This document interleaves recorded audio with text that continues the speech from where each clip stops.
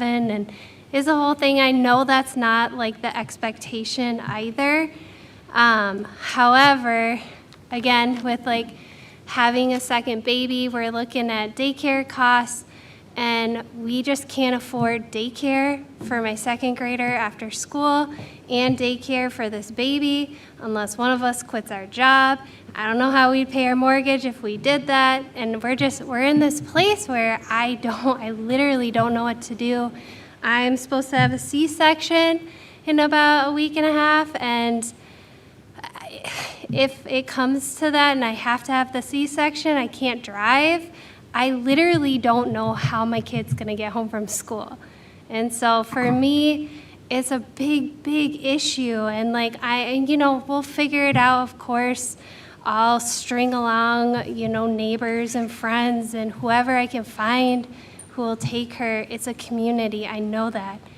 And I love Hopkins, and I don't want it to be so difficult just to get my kid to school, and that's really why I'm here today, is I just want to express, I know I'm not the only person who's dealt with this. I have a few neighbors who straight up just moved their kids to Minnetonka schools because they have the pay for bus options.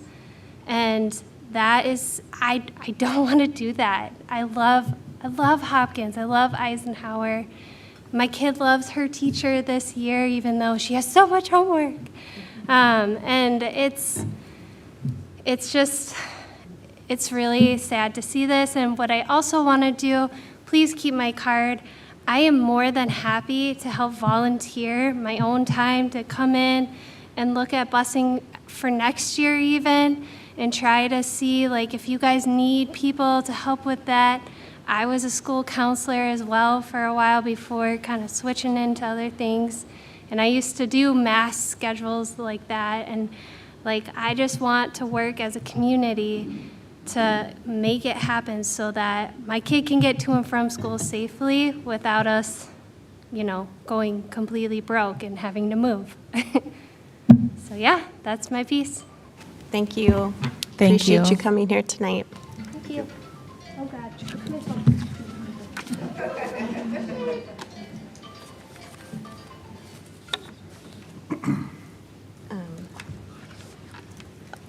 Okay, so Natalia, are we ready to play voicemail? And before that, I guess we are conducting our first listening session, and just wanted to make it clear that we have our public comment cards submitted. The listening session started 10 minutes ago. I believe 2 people arrived who want to speak. And what I can do is we have an hour slated for public comment. If we do have time after the people who arrived before the listening session started, we can hear those 2 people. If we don't, we won't be able to get that. But if you submit a public comment card, indicate the school that your child goes to, you will have a board member follow up with you. So we will then go to the voicemail. Is that queued up? Okay, then I would like to invite Sandy Johnson to the board table. And if we could have Katie Goldlust ready to come up right after, that will help us get more people heard tonight. Thank you for being here this evening. Well, thank you very much for having a listening session. I think that's a really nice thing for a school board to do. And I don't want to be too adversarial, though I'm very much opposed to the 2-mile denial of bus service. I am the grandmother of a 7th grader at North. And for her entire career at Hopkins, she has used my house as her safe drop-off and pickup place. There's been a bus stop at Hillaway Road and Live Oak Drive for the entire 28 years that we have lived there. So it was very convenient for her parents to do that, especially in light of the junior high or middle school having an 8:40 to 3:25 school day. That does not work for any parent that I know. It certainly wouldn't have worked for me. So we're sort of her safety net. The state law, as I read it, it's Minnesota Statute 123B.88. In subdivision 1, I read it as creating a legal obligation on the part of the school district to provide transportation to students at the 2-mile mark and beyond. This is a right of the student subject to revocation or withdrawal. Therefore, it is the duty of the school district to provide that transportation. It cannot waive that duty due to the cost. This May position that has been cited, that is for transportation for students who are outside the district or extracurriculars, and it is limited to as funds are available. That's the section, not the one for the regular school day. Subdivision 3A, more importantly, creates a mechanism for a pupil transportation safety committee. And that safety committee would consist of school board members, bus drivers, administrators. They suggest police officers and maybe some local officials. And what they would look at is, even if you're within that walking distance, 1 mile or 2 miles, they'd look at the type of roadways. They'd look at, does it have sidewalks? Is it well lit? Do you have to, that's a big thing, is where do you cross roads? What's the speed limit of the road you have to cross? Is it signalized? Does it have a flasher? Is it safe? And I failed to see that the board took any of that into consideration in making this decision. It's part of the safe routes to school that the state promotes. The route my granddaughter would have to take is Hilloway Road to Live Oak Drive. There are no streetlights. According to MapQuest, at her age, she'd probably have an hour to walk to get to school with her backpack. No streetlights, curvy, hilly. The worst part is she'd have to cross Hopkins Crossroads. 40-mile-per-hour speed limit, mostly exceeded. There is no signalization there. There's no lights there to speak of. 3 minutes is up. Thank you for being here this evening, and you will have a board member following up with you. All right. Thank you. Thank you. Katie Goldlust is next. Hello, hi, welcome. Hi. Thank you for being here. Thank you. I'm nervous. I think it's this microphone. Okay, I've never done anything like this before. I've had, so far, really good experience with Hopkins, and I have a 3rd grader at Glen Lake and a 6th grader at West. And when I found out about the no bus zone, I immediately started emailing and calling, as I'm sure you guys recognize my name from the emails. I called Transit Link. I called nursing homes with buses to see if they could do routes. And I stumbled across a solution through MTN that was a pay-to-ride solution, and I got very little response from really anybody except for MTN. It's $6 a day. They require 100 contracted families to commit to the route. There's hub routes, but then it fell apart. I was told this was totally outside of the services of the Department of Transportation, and that parents would need to coordinate this themselves. And while I'm happy to help, I don't know bus routes and addresses and names of impacted families. And my concern is that I feel that this is very much within the scope of the Department of Transportation and that there is a solution. And I understand that $30 a week is a burden to some families. I think that there's a lot of people in the community that would be willing to lean in more, fundraise, cover more than our fair share to figure out if it is strictly a budget solution. But yeah, I think we can close the gap between the problem and if MTN no longer has the capacity to provide the service, there's got to be other companies that can do this. I mean, you see buses all over town. There was buses last year. The shortage can't be on the buses or the bus drivers, but rather just the gap between the cost and the solution. So that's my main concern. Walking is not even an option. I won't even go there. She had a lot more information and data than I have, but yeah, I just feel like if we lean in together, we can figure this out. And hopefully before it gets cold in winter, I have put my son into an after-school basketball program that he loves, but it ends in October. So I have to return to office 4 days a week. I've been leaning into my village with a carpool, and I'm hoping that we can figure something out before the second semester. So, okay, thank you. Thank you so much. Thank you. Appreciate it. I would like to invite Sandy Mendeville. And if I pronounced your name incorrectly, please do correct me. And then next, we will have Hans Gudmundsson. And if I said that wrong, please correct me when you come up. Thank you for being here.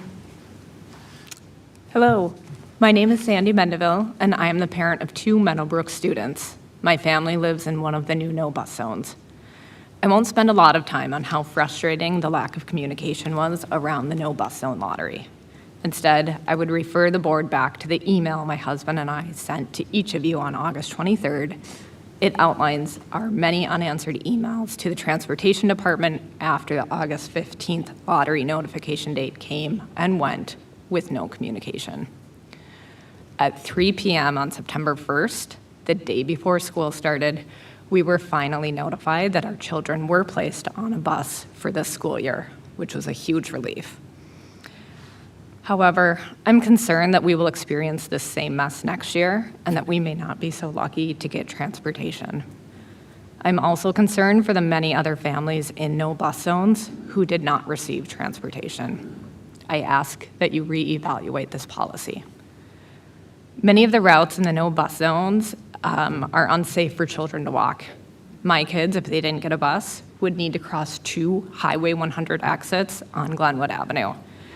I've seen countless near accidents at one of those intersections with cars that are exiting, seemingly looking for other cars, but not pedestrians, certainly not small pedestrians. I also know that this problematic intersection likely pales in comparison to what other district families are facing in their own no-bus zones. I recall that the external consultants who helped come up with this policy were very intentional in advising Hopkins to use the term no bus zone rather than a walk zone because they knew that there would be unsafe walking routes. Calling it a no bus zone would make it easier for the district to dismiss safety concerns from families. But I know, and I believe most of you know as well, that without a bus, many working families don't have another option except for to have their children walk. So, before continuing this model into next year, I challenge each board member to the following. In December, when the sun sets at 4:30, please walk to homes in the outer part of the no bus zone from Alice Smith, Gatewood, and Meadowbrook when those school days end just after 4 o'clock. In January, when the sun doesn't rise until 7:50 a.m., please walk to Eisenhower, Glen Lake, and Tanglin from the outer homes in those no bus zones, making sure to arrive by 7:40. Ask yourself if you're comfortable with children as young as 5 walking these routes in those weather and lighting conditions. I know that all of you do very hard work, and I know there are no easy options, but please ask yourselves if there might be a better option than what you approved this year. Thank you for your service and your support of public education. Thank you. Thank you. Appreciate it.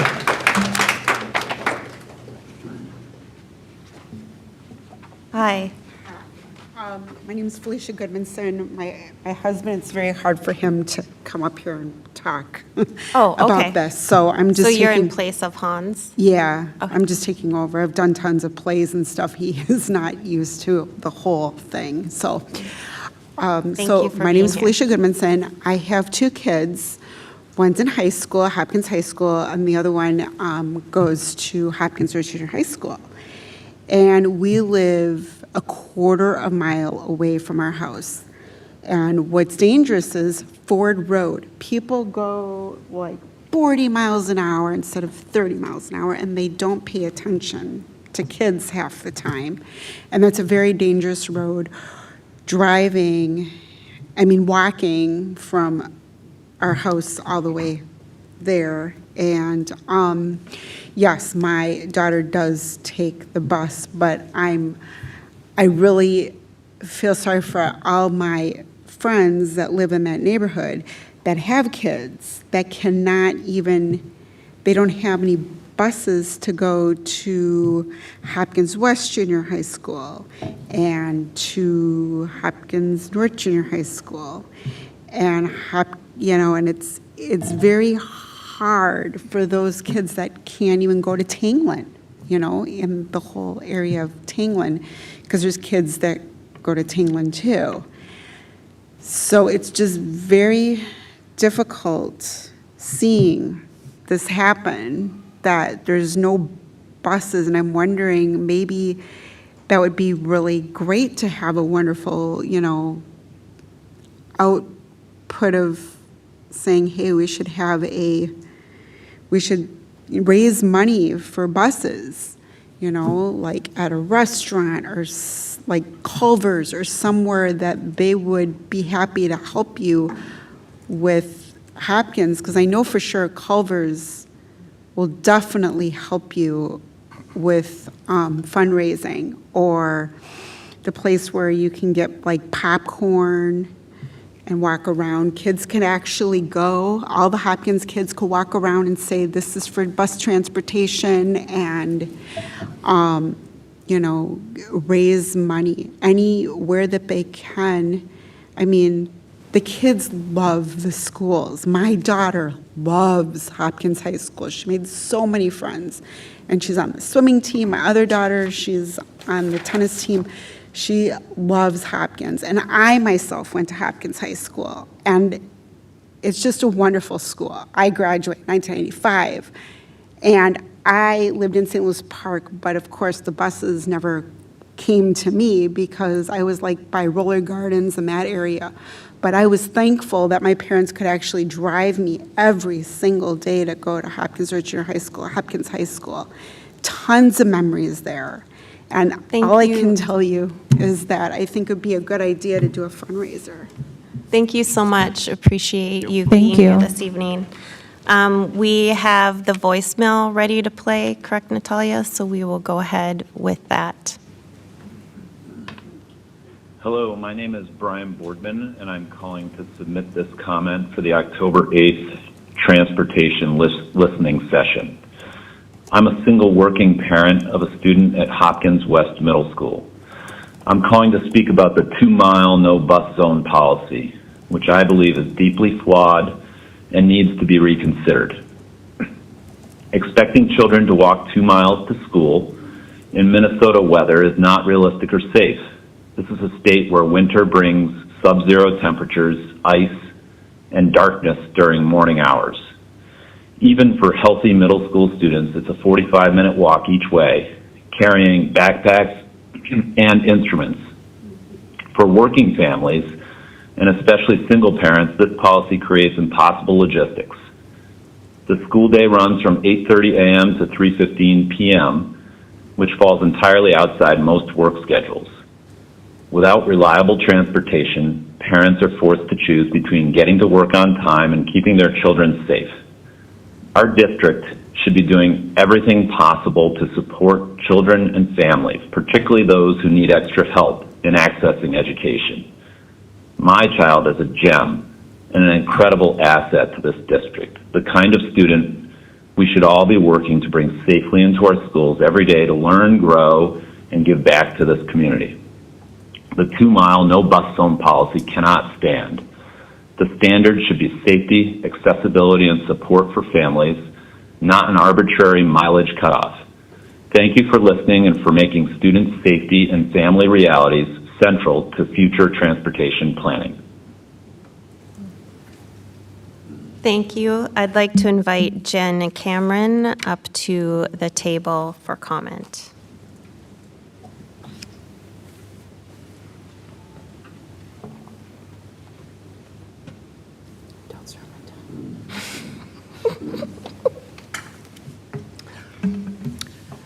Good evening, Chair, members of the board, and district leadership. Thank you for the opportunity to speak tonight. I'm here this evening because our transportation system is not working, and it's costing our students real learning time every single day. In just the past 3 days, 278, 308, and 385 late passes have been issued to students at the high school who ride the bus. That's nearly 1,000 students arriving late in less than a week, 1,000 interruptions to learning, 1,000 moments of frustration, and 1,000 examples of a system that is failing to meet the most basic promise that we make to our families, to get their children to school safely and on time.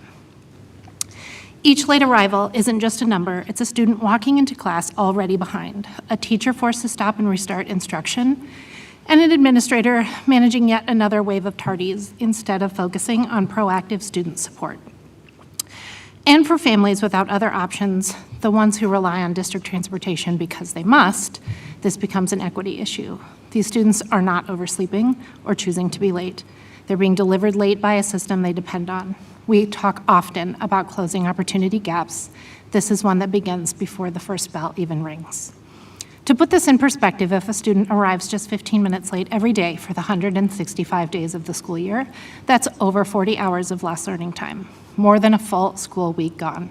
Multiply that across hundreds of students, and the cumulative loss is staggering. We can and must do better. We're now more than a month into the school year, and while some challenges are expected early on, we are well beyond the point where these should still be happening. That means holding our transportation provider accountable for consistent, reliable service. It means exploring partnerships with the City of Minnetonka to improve route coordination, traffic flow, and communication during peak hours.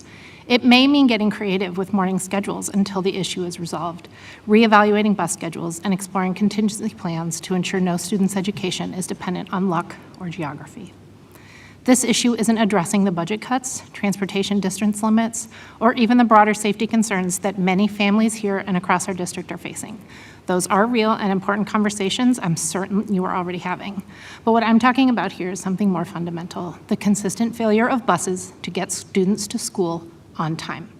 This isn't about policy constraints, it's about accountability and reliability. Our families have already adjusted to longer routes, changing stops, and what they can't accept is a system that simply does not deliver on its most basic promise, getting kids to school ready to learn when the bell rings.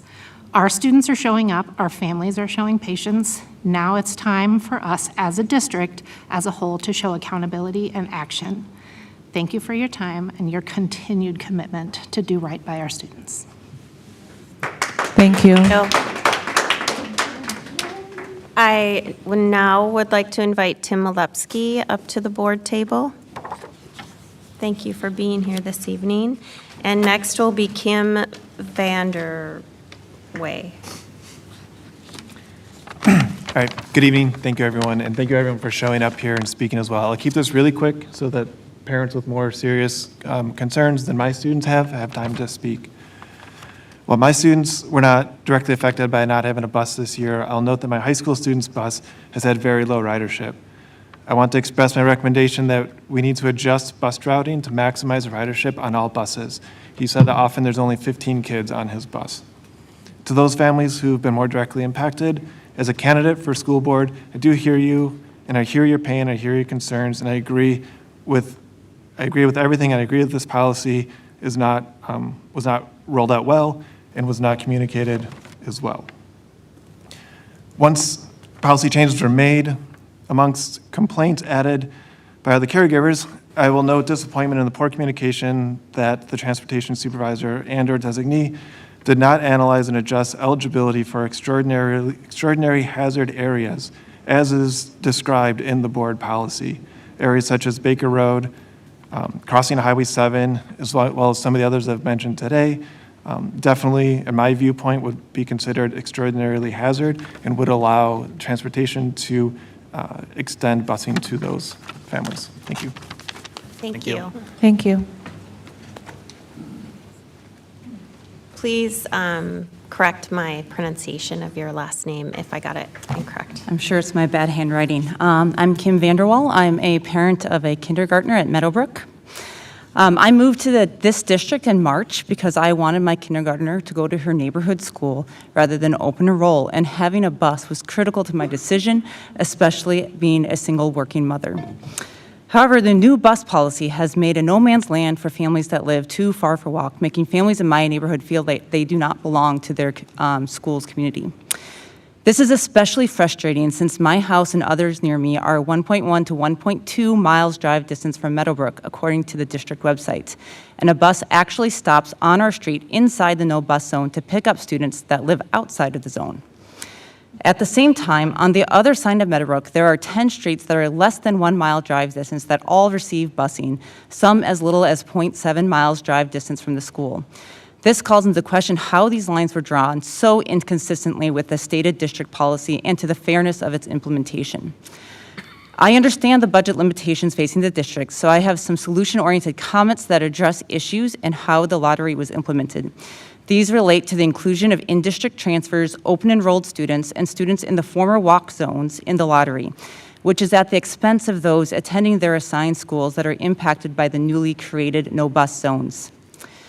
If the no-bus zones cannot be reduced to a smaller radius, I first urge the district to address zoning that results in families like mine, 1.1 miles drive distance from their school, being denied busing, which is inconsistent with the stated policy. Second, consider a distance-based lottery to increase access for families attending their assigned schools with no viable walking options.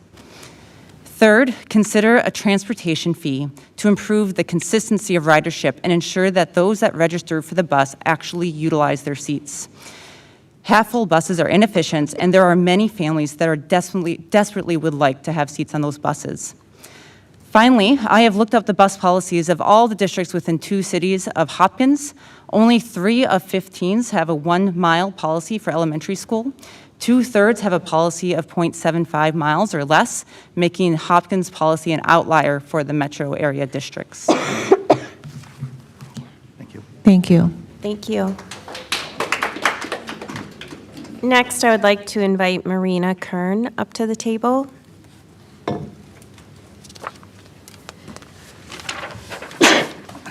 Excuse me.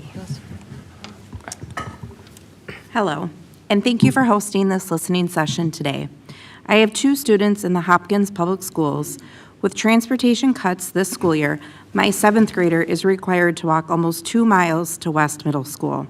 There are no sidewalks on his route to school, and half his route includes walking north down Baker Road. If you're unfamiliar with Baker Road, this primary road to West Middle School has no sidewalks, minimal shoulder space, some areas with no shoulder space, and multiple curvy spots with cars going significantly over the posted 35 miles per hour speed limit. Our neighborhood has many carpool groups to get our children to school safely. As part of Walk to School Day, a group of parents from our neighborhood walked with neighborhood children today to experience this firsthand. This route is not safe. I know there are plans for a new bike trail along Baker in 2027, but this will not solve the problem now. Last spring, the board discussed including making exceptions in this proposed no bus zone for kids who needed to walk in hazard areas. We need safe routes for our students to get to school or transportation options. I urge you to reconsider your cuts. Thank you. Thank you. So we are at the end of our lineup, and we still have time for additional comments. So I believe there were some people who wanted to address.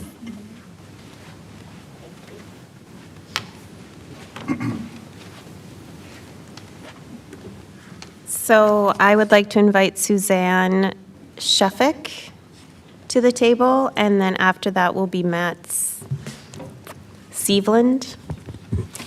Hi, I'm Suzanne Shefsick. I have 4 kids, 3 of which are in the district, 2 at North Middle School in 8th and 6th grade, 1 at Meadowbrook, and 1 will be in the Stepping Stones program next year. We live in Golden Valley. We are a 2-household family and have had a struggle every year signing up for transportation for both households in the district. Every year, I write to the transportation company, and I have yet to get a response because each time that I sign up for the form or their mom signs up for the form, it eradicates the other one. Every year, they're not on a bus in our district. We live in the district. We have the right to busing. We are not in a no-bus zone. We should get busing. Every year, this is a problem. This year, our kids were told not to get on the bus They were forced to sit in an aisle going to North Middle School from Golden Valley on the freeway, not once, but twice. They also have had their bus route changed 3 times, if not more. They have had no access after school, one of the days where they told my 6th grader that they were no longer busing to Golden Valley. They sat in the principal's office with 20 other kids and waited for over 30 minutes while they tried to figure out how to pick them up, and they were an hour and 20 minutes late coming home. Today, they were an hour and 15 minutes late coming home, which is why I was late to this meeting today. This is unacceptable for my kids.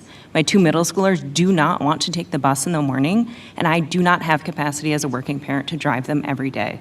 I am enraged, I am disappointed, and I'm not even commenting on the Meadowbrook bus that comes at 10 a.m. every day.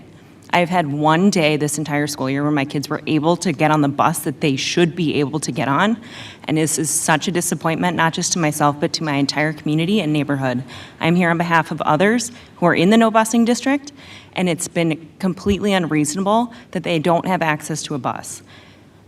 So I made my piece. Thank you for the time. I appreciate your time. I just hope we can resolve this and make this better for our students so that they're not the anxious ones coming to me every day that they don't want to be on the bus. Thank you. Thank you.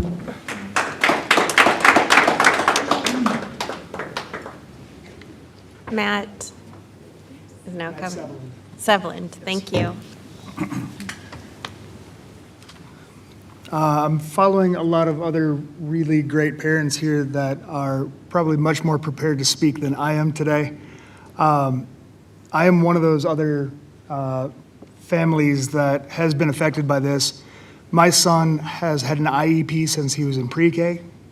He's a special ed student in the Bridges program now over at West Middle. We live 2.1 miles away from the school, and we're offered no busing. That wasn't until September 29th when I got a phone call from the special ed manager saying that after further consideration, my child with an IEP who has special needs, who lives 2.1 miles away from the school, now qualifies for special ed busing. That's great. The problem is the 2 kids his same age that live 3 houses down from us also live 2.1 miles away from West Middle. That is a single parent household. There is no way to get those kids to and from school. This is compounded by the fact that we've already staggered busing times from the different levels of school, from elementary and high school and middle. So we now have a 5-hour gap between the time that my oldest goes to school and my youngest comes home, or is supposed to. The only way we've made this work is by shifting work schedules around, taking paid time off, some unpaid time off, just to make this work. Our employers have both said enough. We can only get so much time that we can take off. It's an unacceptable situation, and I have the fortunate privilege of working as a firefighter and paramedic. I'm retired from the city of Minnetonka. I currently work with the city of Edina, and I've, unfortunately through my job, have seen children hit by vehicles before. They don't do well. Okay, as people that are making decisions that can affect this in a great way, and you have an opportunity, please take it. I, again, with the other parent that spoke earlier, challenge you to try to walk that 2.1 miles down Williston Road and across 494. Thank you very much for your time. I hope we can resolve this quickly. Thank you. Thank you. And that concludes our comments for this evening. And like I said, we will now spend the remainder of the listening session designating follow-up by board members to everyone who came here tonight, as well as everyone who submitted a contact form. You are welcome to stay for that, although I don't know how interesting it will be for you. But I do, again, want to just express my gratitude for you showing up this evening. I know it wasn't easy for everyone to get here.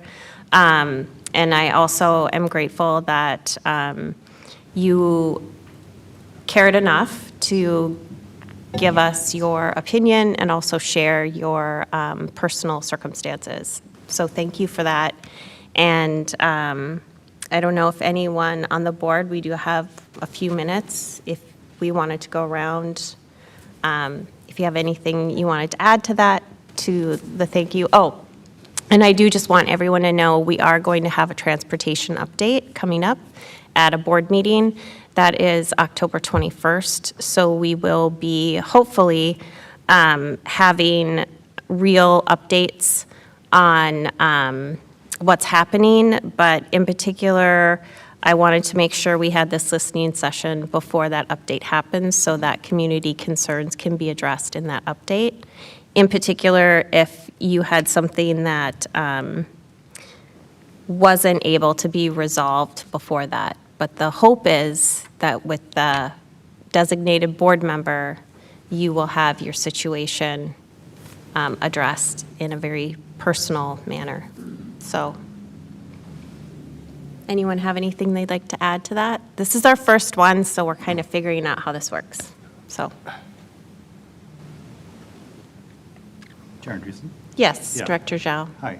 Yeah, so I think, thank you, everybody, for coming out and expressing your concerns and your issues. We definitely are all parents here that are similarly affected. And so, I've got kids that are also going to be in the no bus zone. And we used to walk across 7 over here to get to Eisenhower. So I definitely understand everybody's concern. And I think, within the context of trying to close our budget gaps, this was a measure that we thought would kind of have a balance between, making the numbers work from a budget perspective as well as getting our kids here on time with something to, with teachers that are here that will be able to teach them. So, personally, it was a hard decision.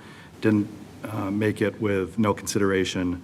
And I look forward to talking with some of the parents that are in my schools, and we'll try to help as best we can. Thank you. Thanks, everyone. We can now shift to, Chair Andreessen. Yeah. Can I just make a comment? Thank you all for being here. Oh, sorry. Thank you all for being here tonight. I really appreciate it. Like many of you and like Director Zhao mentioned, I've also been impacted by transportation before. I understand the frustration about it, and I was very clear in a board meeting a few weeks ago about my position on us doing this better and us being able to meet the needs of our community. It hurts my heart to hear about some of the things that are happening with transportation, and I really want us to be able to regain your trust. And so please know that we are going to be looking at this and, trying our best to mitigate the solutions for you all. So thank you for, again, being here on this beautiful fall day. But again, I want to be very clear that this is something that I will be personally looking at as a board member, and look forward to following up with whoever's from the Gatewood community or just in general. So thank you. Thank you, Director Roper. Chair Andreessen. Yes. I do want to echo my thanks for all of you guys taking your time. I know it is not easy, and I also know that you guys came here with a really kind of generous perspective. You came here to partner, and you came here asking for us to rebuild trust, and I don't take that lightly. We appreciate that, and many of you were kinder and more patient than I even expected. And I do, just as Director Roper mentioned, see these places where we need to rebuild your trust, and you should not have to worry now about how your next school year is going to go. So thank you for taking time. Chair Andreessen. Yes. Yeah, thank you so much for being here and for your thoughtful comments. So many of them resonated with my personal experience as a single parent who actually opted out of busing because it had been so unreliable for me for 2 years. I had to figure out other solutions with my village. And so I hear a lot of that, and I empathize with that. I'm also aware that and several of you mentioned this, that there are provisions in the policy that we approved that we are not following as a district. And so there's absolutely an accountability conversation that needs to happen there. And we will do what we can at this level of government, but there are several other levels of government that need to be included in these solutions. And I know our district leadership is working collaboratively with the cities and the county around some of these more dangerous areas that you brought up. But we also need to bring into the conversation our state legislature. Because when we talk about funding shortages, that's where it comes from. And so I hope that you'll bring this same level of passion to our state legislators as they're making decisions about funding and policy at that level as well. So thank you. Thank you. I'm going to go ahead and get started in designating for board members for follow-up.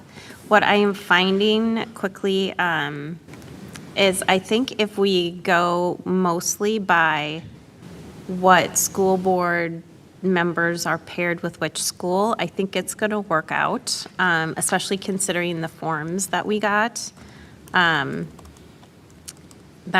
people will have about equal. So I'm going to go ahead and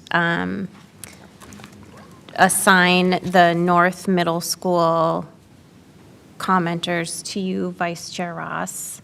You and Clerk Thompson share North Middle School, but Clerk Thompson, there's a lot of Meadowbrook here, so I thought you could take Meadowbrook, and are you okay, Vice Chair Ross, with the North? So I will hand those off. Some of these are also the high school. Thank you.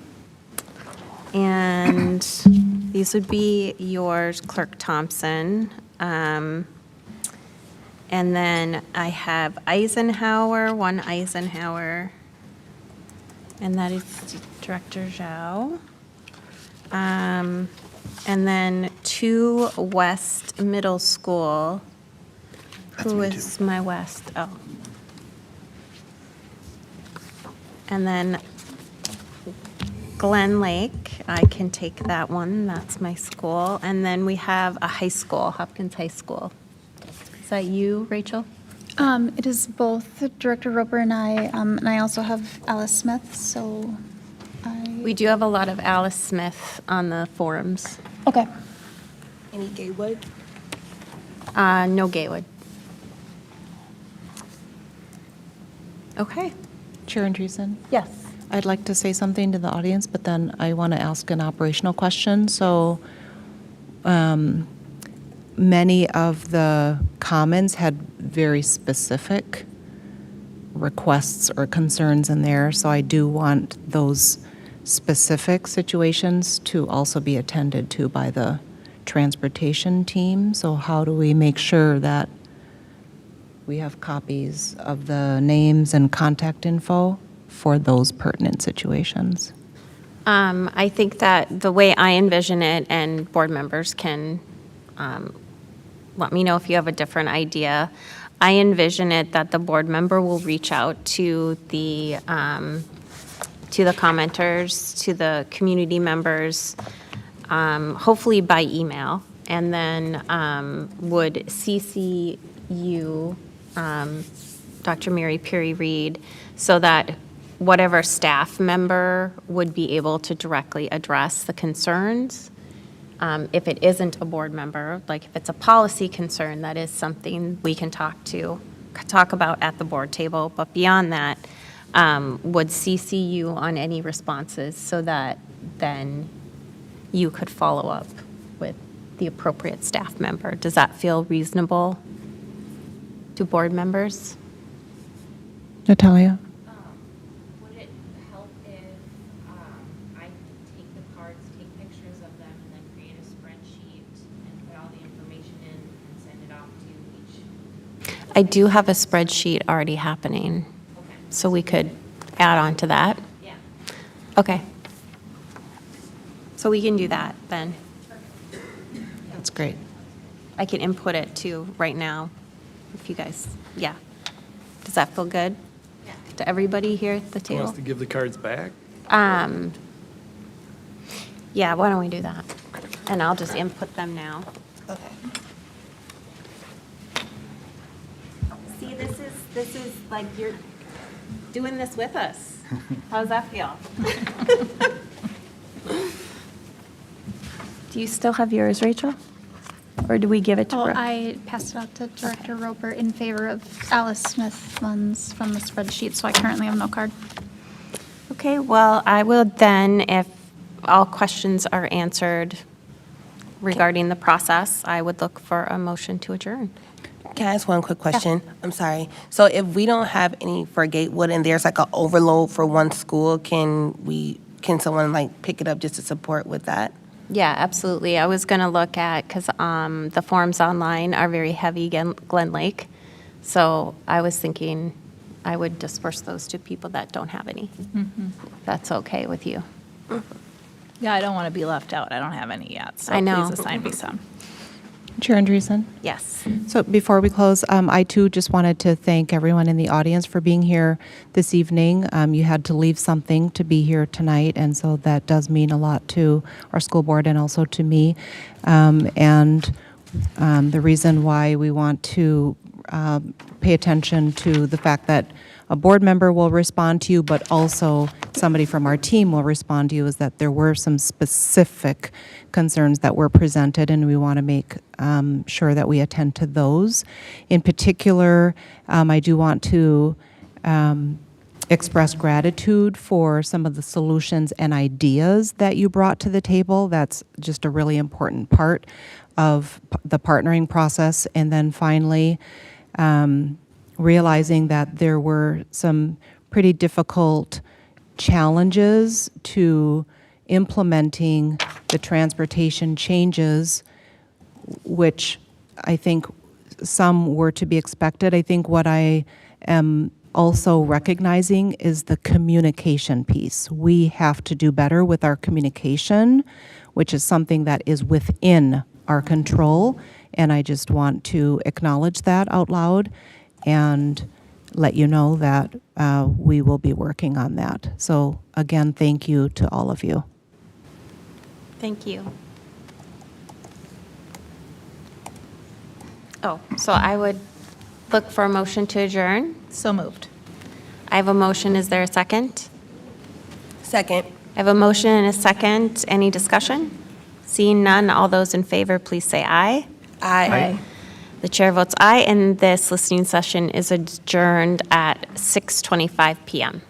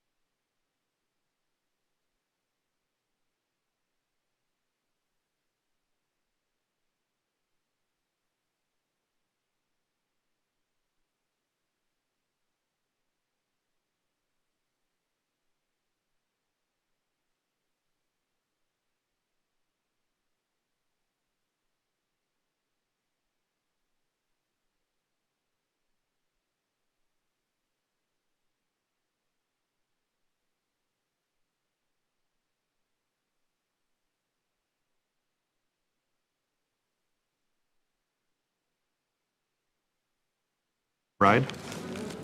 I have 3. I think these are switched. There were 2 Sandys, and this was the second lady who spoke, and she was a 7th grader at North. Okay, This was the other Sandy then. that works. I mean, I know where Hillaway is anyway. She was a person I could definitely empathize with because I've walked that before, so I knew what she was talking about. But I think they told us.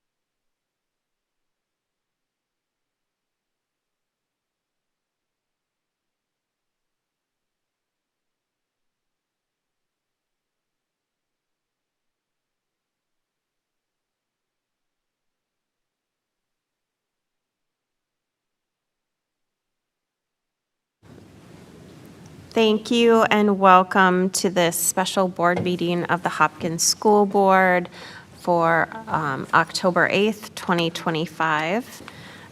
This should be a short meeting. Thank you all for being here and part of it. I would like to call this meeting to order at 7:01 p.m. And I would look for an approval of tonight's agenda. So moved. I have a motion. Is there a second? Second. I have a motion and a second. Any discussion? Seeing none, all those in favor, please say aye. Aye. Aye. The chair votes aye, and this agenda is approved. And that takes us to our consent calendar. This is for items that provide the board with information considered to be more routine in nature. If the board deems an item to be necessary for additional discussion, a motion will be made to move the item to new business. I would look for a motion to approve the consent calendar. So moved. I have a motion. Is there a second? Second. I have a motion and a second. Any discussion? Seeing none, all those in favor, please say aye. Aye. Aye. Any opposed? The chair votes aye, and the consent calendar is approved. And that takes us to our first item of new business, which is a resolution appointing election judges. And Clerk Thompson, you will be busy at this meeting calling some rolls. I would invite Natalia Pichold up to the table. And Andrew Whitworth.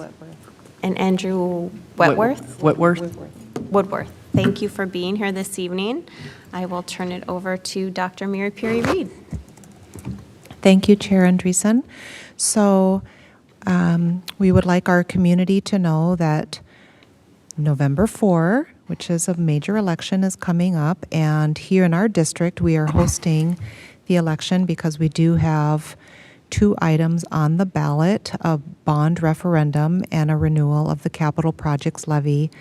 And so our fabulous election liaisons, facilitators of the election, Natalia and Andrew, have spent a great deal of time partnering with Hennepin County and getting us all set up to ensure that we have a fair process that aligns with all of the regulations, of which there are many. And we are currently hosting absentee voting here at the district office for Hopkins residents who live in the Hopkins portions of Edina, Eden Prairie, and Plymouth. And then for those who would like to engage in an early voting process and live in Hopkins, Minnetonka, Golden Valley, or St. Louis Park portions of the Hopkins district, those individuals can go to the respective city halls in those municipalities. Another responsibility for us is to identify election judges, and these are individuals, obviously, who help out at our polling places. This is a huge task because the school district of Hopkins serves 7 municipalities, and so we're managing multiple spaces. And so I'm grateful to Natalia and Andrew for all of the time that you've put into this, and I'll just turn it over to you so you can explain what this particular agenda item is and what it requires of us as a system. Thank you. Thank you, Board, for having us here today. So today's resolution is for us to be able to appoint our election judges. It also has a portion that allows us as clerks to appoint judges after we have you guys approve it. Sorry, I'm a little nervous. I'm on the other side of the table. It's weird. It's so that we don't have to have your permission to appoint judges after a portion of time, because we do the 10th is the day that we have to appoint our last election judge for you to be approved, and we won't be able to meet this is the meeting before that time period. So this resolution will also give us the ability to, if last minute we need to hire another election judge, we have the ability to do so. Right now, we have 3 different polling locations that we have to staff, and we need at least, I think it was 6 or 7 people at each polling location. But people don't really like to work that entire day, which is 6 a.m. till 9-ish. So we have to break it up into shifts. So that makes it into finding more people who are willing to do an AM or a PM shift. And so far, we have shared the list of the people who we've been able to reach out to. And that's who you are approving to be our judges. So, yes, thank you. Thank you. Appreciate that work. All right, so I would look for a motion that the board approve the resolution appointing election judges. Do we need to read the entire resolution? Yes. All right. I can do that. Okay. If you want me to.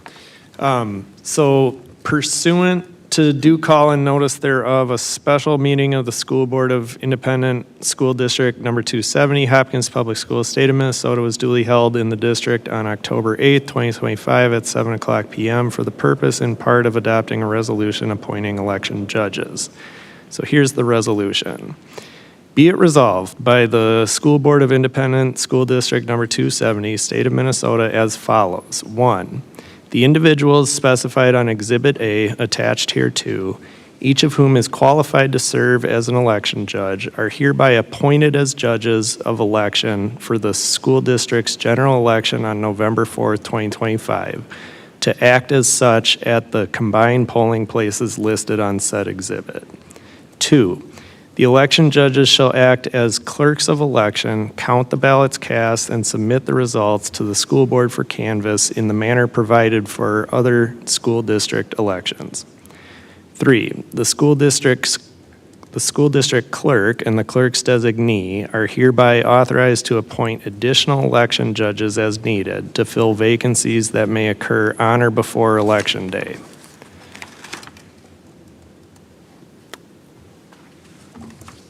That is our resolution. Thank you. I would look for a motion to approve the resolution. So moved. I have a motion. Is there a second? Second. I have a motion and a second. Any discussion? Seeing none, clerk, please call the roll. Chair Andreessen. Aye. Treasurer Hartland. Aye. Director Rover. Aye. Vice Chair Ross. Aye. Clerk Thompson, aye. Director Westmoreland. Aye. Director Zhao. Aye. That is all in favor, Chair. Thank you, and thank you for all the work you're putting into this. I really appreciate it as someone who serves as an election judge. So thank you for doing that. That now takes Thank you us- both. Thank you. Thank you. That now takes us to a resolution supporting workforce housing expansion. I wanted to bring this before the board because we are in the area that the school district is in. We are increasingly seeing costs of housing rise as other pressures on family budgets also rise. And I feel it's really important that we as a school district join other municipalities, counties that are working on this issue. In particular, I know from being in the schools, and I think we all know that most of our staff can't afford to live in the communities where they are working, and certainly home ownership in particular is out of reach for a lot of our staff. And to build vibrant communities, I think it is essential that the people that we entrust our children to are our neighbors and are able to live alongside us. So I thought I would bring this resolution to the board in hopes that we could support it and continue to work with our partners at all levels, including nonprofit, to increase workforce housing in the district. Does anyone have any questions or comments? Chair Andreessen? Yes. If the school board passes this, does this mean that, say, the Legislative Action Coalition might take up actions to support this? Does this mean you as a MSBA delegate might bring this there to look for other organizational support? What happens after the district passes a resolution?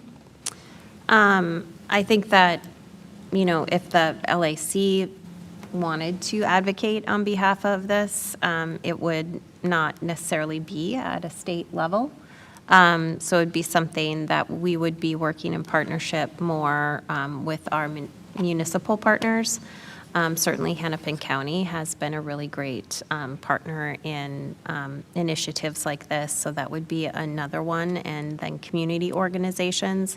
Like, I think back to one of the pieces when this really came to my attention was when they were looking at affordable housing in Minnetonka, and the city had a number of hearings on it. And one of the things that I felt compelled to share with the city is the number of students that we have that experience housing instability in the district, and how that could really help those families if they had this housing. But also, again, that I think that it creates a lot of pressure on a district when we can't afford to pay our staff enough to live here. So it's another way of approaching the chronic underfunding of school districts, and also that we all know that students do better when they have stable and safe housing. I don't think it's an MSBA.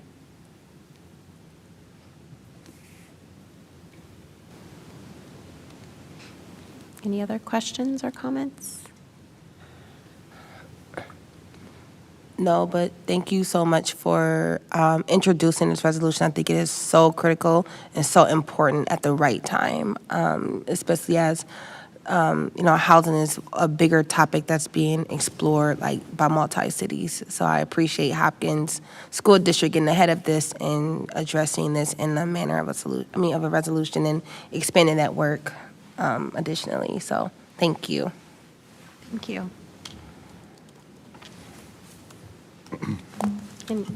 Yeah, just one comment. I'm assuming we'll be working with both mayors, or I guess soon-to-be new mayors of both Hopkins and Minnetonka, in regard to partnering with them and collaborating with them and the city council members on affordable housing to be able to see what within our control we can do, knowing that obviously I was just at Walmart and I had a customer that I didn't even ask make a comment of like, you're staring at the prices too hard, you might as well just grab it, the price is not going to change. So I know at least I'm hearing more people talk about prices have been increased, but companies have been very smartly and quietly increasing them without drawing the attention or ire of the administration.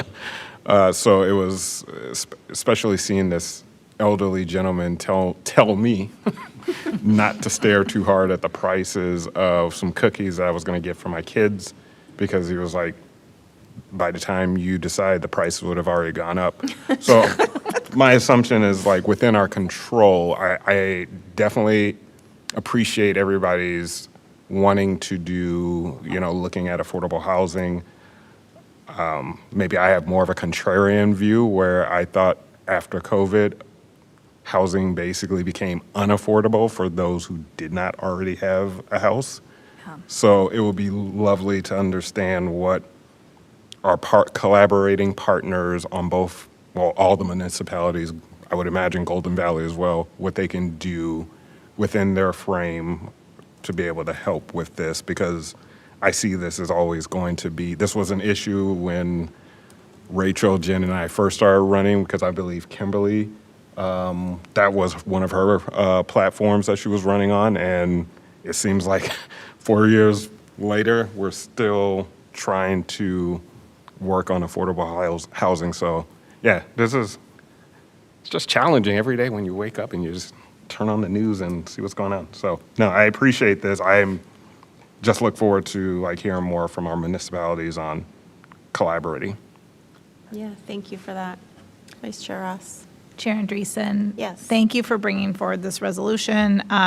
This type of collaborative work is pretty commonplace in other states. I'm part of a national school board network, and I talk frequently with colleagues in other states and municipalities about how they're working with their city and county partners around housing issues.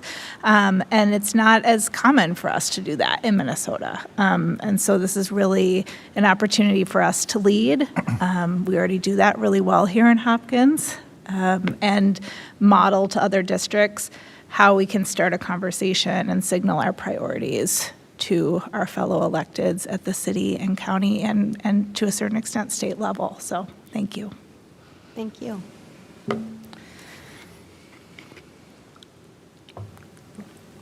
Thank you, everyone. I would then go ahead and read the resolution, and then we can have a vote. So whereas the Hopkins School Board recognizes that access to stable, affordable housing is a critical factor in the well-being of students, families, and staff, and whereas many educators, support staff, and other school employees face rising housing costs that make it difficult or impossible to live and own a home in the same community in which they serve, creating barriers to recruitment, retention, and long-term workforce stability. And whereas stable, safe housing for families is strongly linked to student success, predictable educational outcomes, and reduced mobility that can otherwise disrupt learning. And whereas research shows that students in stable housing have lower chronic absenteeism, better test scores, and higher graduation and college enrollment rates. And whereas housing instability causes stress and disruption that harms cognitive development, frequent school changes, missed instructional time, and difficulty forming social connections, while housing quality issues like lead paint and poor air quality negatively impact academic performance. And whereas research demonstrates that disparities in housing affordability disproportionately impact families along racial and socioeconomic lines, exacerbating inequalities in educational outcomes, inequities in educational outcomes. And whereas expanding workforce housing opportunities within our district would strengthen community ties, support economic diversity, and improve the ability of staff to fully participate in the civic and cultural life of the communities they serve. And whereas ensuring that staff and families have access to safe, affordable housing contributes to the district's mission of providing a just, supportive, and world-class education for all students. Now therefore be it resolved that the Hopkins School Board affirms its support for policies, partnerships, and initiatives that expand affordable workforce housing within the district's boundaries. And be it further resolved that the school board will collaborate with local municipalities, Hennepin County, community organizations, and housing partners to advocate for and promote the development of housing options that enable staff and families to thrive in our community. And be it finally resolved that the school board commits to continued advocacy for housing solutions that advance educational equity, strengthen family stability, and ensure that all Hopkins schools remain strong, inclusive, and rooted in the communities they serve. I would look for a motion. So moved. I have a motion. Is there a second? Second. I have a motion and a second. Clerk, will you please call the roll? Chair Andreessen. Aye. Treasurer Hartland. Aye. Director Roper. Aye. Vice Chair Ross. Aye. Clerk Thompson, aye. Director Westmoreland. Aye. Director Zhao. Aye. Motion passes. Thank you. I appreciate it. Thank you for all your support, everyone. And I just wanted to mention, you all saw when you sat down that you have a certificate last month. Sorry, I was a little late. The Minnesota School Board has, MSBA has designated September as the School Board Recognition Month. So I wanted to make sure that all of you got a copy of this certificate. And just, I don't think it was, I think it's a difficult job right now. So I just wanted to make sure that you all know that you are appreciated, that the work you do is really critical. I see it every day in the classroom, and I really appreciate all of you working collectively for this community and for all of our families. So thank you for doing the work. I know it's not always easy, but hopefully it's rewarding. And with that, I would look for a motion to adjourn. May I say something? Yes, you may, sorry. I feel like I need to thank our school board. So what I want to share is that when superintendents are all together in a single space, we all talk about our boards, and I have always talked about the board that we have here in Hopkins, not only because you are consistently and authentically supporting students and staff, but because you hold high standards for the superintendent, for our system, and you do what it takes until the right thing is done. And I appreciate each and every one of you, so thank you. Thank you. Chair Andreessen, Yes. I'd like to thank you for your leadership and for chairing this board. It is a very challenging role, and you do it in such a thoughtful way, and I'm grateful for that. Thank you. Thank you, Chair. Thank you. And we're not going to make me cry. So I would look for a motion to adjourn. So moved. I have a motion. Is there a second? Second. I have a motion and a second. Any discussion? Seeing none, all those in favor, please say aye. Aye. Any opposed? The chair votes aye, and this meeting is adjourned at 7:24 PM. Thank you.